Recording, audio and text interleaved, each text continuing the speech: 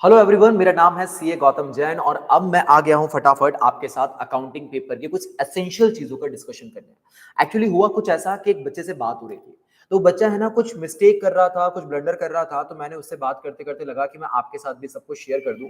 तो चलिए, छोटी मोटी सही यूट्यूब परिवार हमारा भी ग्रो हो ही रहा है, तो मुझे लगा कि आपके साथ भी इस बात को लेकर आया जाए। चलिए, तो देखिए, अकाउंटिंग पेपर एसेंशियल्स की अगर मैं बात करूं, कुछ मिस्टेक्स बच्चों जो आपको अवॉइड करना है और कुछ चीजें जो आपको करना है, ज्यादा बेहतर रहेगा।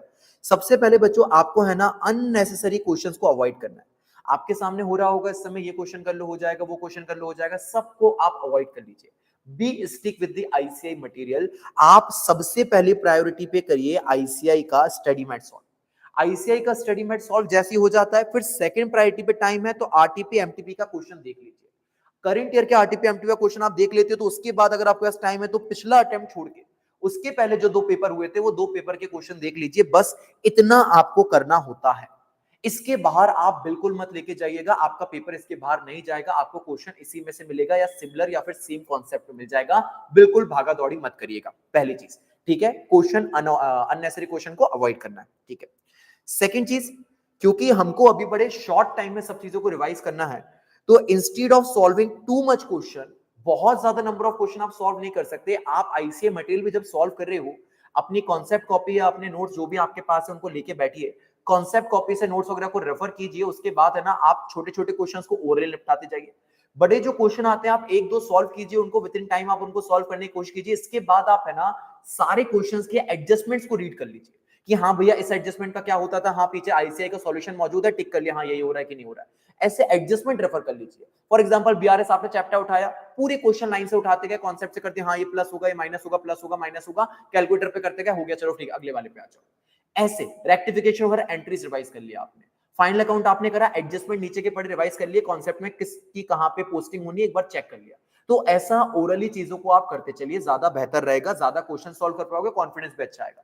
जैसे चैप्टर सॉल्व हो जाए, एक बार इत्मीनान से, क्योंकि जो भी चीजें आपने सॉल्व करी उनको आपने देखते गए, अभी वापस से 5 मिनट वापस से पूरा का पूरा किताब को रेफर कर दीजिए। वापस से 5 मिनट, अच्छा ये वाला ऐसा हुआ था, इसमें ऐसा हुआ था, ये भारी पॉइंट था, इसमें मुझसे गलती हो रही थी, ये गलती नहीं करनी है। और लगता है कि वो गलती को एग्जाम तक भी आपको नोट करना है, तो उस पेज को फोल्ड कर लीजिए, मोड़ लीजिए, स्टिकी नोट लगा दीजिए, ताकि एग्जाम से पहले भी एक बार उस मिस्टेक को एटलीस्ट आप देख के आगे जा पाओ। ठीक है, इसका भी ध्यान रखिएगा।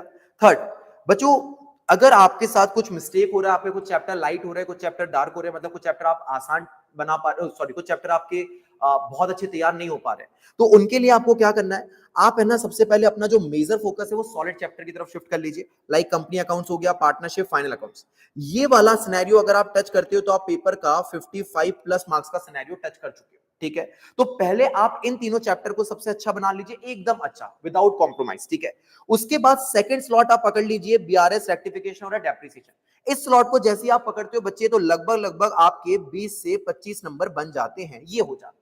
इसके बाद अगर आपको करना हो तो आपके पास बच्चे बोलूंगा बिल ऑफ एक्सचेंज आप कर लीजिए, देन उसके बाद आप है ना ट्रू फॉल्स और थ्योरी पढ़ लीजिए, आपका काम हो जाएगा। इन्वेंटरी देखना हो देख लीजिएगा, ठीक है, वो वैसे आपसे बन जाता है। तो कहने का मतलब ये कि ये एक मेजर एरिया, इसको अच्छे से करिए। एनपीओ, इनकम्प्लीट रिकॉर्ड्स, आप थोड़ा आराम से कर सकते हो, 2-3 घंटे देके उसको आप है ना थोड़ा सा ऐसे मैनेज कर सकते हो कि हाँ ठीक है, पेपर में आएगा तो मैं उसको आधा अधूरा करके कर आ जाऊंगा, मेरा काम हो जाएगा। उस तरीके से आप उस चैप्टर को रख सकते हो, कोई दिक्कत की बात नहीं है। अगर उसमें घबराहट है और अच्छा है तो मैं बोलूंगा आईसीआई का मॉड्यूल सॉल्व करके फ्री हो जाओ, टेंशन मत लो फिर आप, है ना। तो ऐसा आपको करना पड़ेगा, इन टॉपिक्स को आपको अच्छे से करना पड़ेगा, ताकि आप में से कोई भी बच्चा फेल होने के कगार पे ना आ जाए। ठीक है, इसके बाद बच्चे, जो चैप्टर 1 है, चैप्टर 2 है, जहां थ्योरी वगैरह भी है, वहां बस बैक एक्सरसाइज सॉल्व कर लीजिए आप, ट्रू फॉल्स की प्रैक्टिस आपकी अच्छी हो जाएगी और थ्योरेटिकल क्वेश्चन भी आपके अच्छे बन जाएंगे। थ्योरेटिकल क्वेश्चन को लेके मैं बोलूं तो सिर्फ आपकी जो हेडिंग है, अंदर का मसाला आप खुद से मोल्ड कर सकते हो अकाउंटेंसी के पेपर में, दिक्कत नहीं है। हेडिंग आपको याद रखनी पड़ेगी, like role of chartered accountant society, तो आपको बताना पड़ेगा सीए के क्या क्या रोल है, सीए क्या क्या सर्विस प्रोवाइड कर सकते हो, आपको लिखना पड़ेगा, ऑडिट करेगा वो, टैक्स कंप्लायंस देखेगा आपको, ये हेडिंग आपको ध्यान में रखने को मांगता है। ठीक है, उससे आपका काम बन जाएगा। अच्छा, बैक एक्सरसाइज सॉल्व करते समय एक समय ध्यान रखिएगा, मुझे बहुत ज्यादा इंट्यूशन है इस चीज का, कि जीएसटी का जनरल एंट्री का क्वेश्चन आप देख जाइएगा। बुक में आपको ना मिले जीएसटी का जनरल एंट्री क्वेश्चन, तो आपके टीचर ने ना कराया, तो आप एक काम कीजिएगा, 11th की बुक से एक बार देख लीजिएगा, इनपुट आउटपुट का वही सेम टू सेम क्वेश्चन है जो आपने 11वीं में पढ़ा था, कि जीएसटी की आप एंट्री कैसे पास करते हो, तो वो आप जरूर देख के चले जाइएगा। ठीक है, इसके बाद बच्चे, हेडिंग वाला मैंने आपको ऑलरेडी बता दिया थ्योरेटिकल क्वेश्चन में। इसके बाद ये मैं चाहता हूं कि अगर आप करोगे तो ज्यादा बेहतर होगा, एटलीस्ट एक पेपर आप लोग है ना पेपर के पहले देके चले जाओ। क्या होने वाला है कि पेपर अकाउंटेंसी का हमेशा बहुत लेंदी आने वाला होता है, बच्चों का पेपर छूट जाता है। कोशिश करो कि मॉक टेस्ट नंबर 2 को आप पहले एक बार 2 घंटे, 2.5 घंटे, 3 घंटे बैठ के सॉल्व करो। आखिरी पेपर उसका मिसमैनेज भी हो तो चल जाएगा, बट एक पूरा आइडिया लग जाएगा आपको कि टाइम कैसे मैनेज करना है आपको। वो टाइम मैनेजमेंट आपका बेहतर हो जाएगा। उसके लिए इंपॉर्टेंट है कि आप एक पेपर आज सॉल्व कर लोगे तो ज्यादा बेहतर रहेगा। ठीक है, तो ये कुछ टिप्स मान लीजिए आप, ये कुछ तरीके मान लीजिए, कुछ एसेंशियल्स हैं। घबराने का जरूरत नहीं है। अगर आपको इस समय डर लग रहा है तो ये अच्छे साइन है साहब, क्योंकि इस समय डर बनता है अपना, है ना। पेपर से एक दिन पहले बैठे हुए हैं तो इतना डर तो बनता है। तो ठीक है, बिल्कुल घबराइए मत, काम चल जाएगा, हो जाएगा, सब अच्छे पेपर निकल जाएंगे। All the very best. और इन बातों का ध्यान रखिए, अननेसेसरी क्वेश्चंस को अवॉइड कीजिए। चलिए, थैंक यू सो मच।